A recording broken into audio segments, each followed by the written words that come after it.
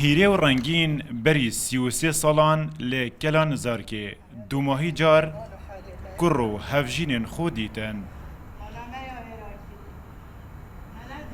پاشی هاتنه انفال کرنو تا نهاد بیسر و شینن جهنگی وره چاوره نوچه که دلخوش کرن هشتا نبی هیوی بوینو نتشتکیش چار نویسی واندزانن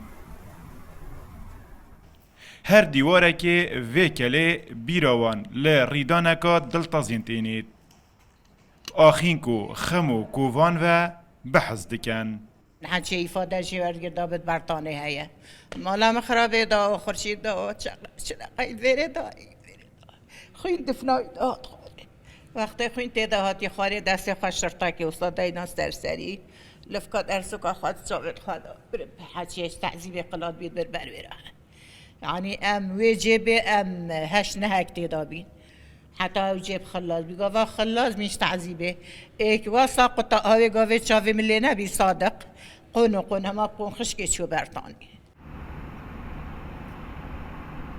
کلا نظر که لسالا 2012 وکو پروژه بیردانکا کردستان کار تیدا هاته کرن. ابتنه 10 ساده هات انجام دان وجبر نبونا بودجه راوستیا. ریوبریا گشتیا روشنبیری و هنری سرپرشتیا پروژه کرد. دم دوباره دست بکرنه دیار نینه. اگر نبونا یعنی پاره آن بجین او بودجه پیوست لیبا کو گوران کاری هنری یان بجین پتریت کلتوری یان بجین پتر او سر و سیمایت موزخانه خواه بگرتمه چه پلان نبوینه هر او پلان باید چه که او پلان نگهته منجی یعنی بجین نگهشته دو ماهی که خو گلا نظر که دیگل دورو برنوه 123 دونه من عردی بو پروژه هاتینه ترخان کرن کو منیومنتو موزخانه دیگل پیشنگه نوینه و کلو پلن یادگاری بخواد گرن.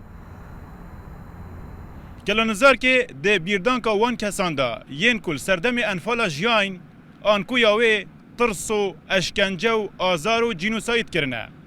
بریار بو ببیته بیردانکا کردستانه دا کت هزرا براباب نیدا ببیته ناسنامه و هیما و دیروک ناسین. لهشتا پروژه نیورو مایا. ایوب نصری روداو. دهوک.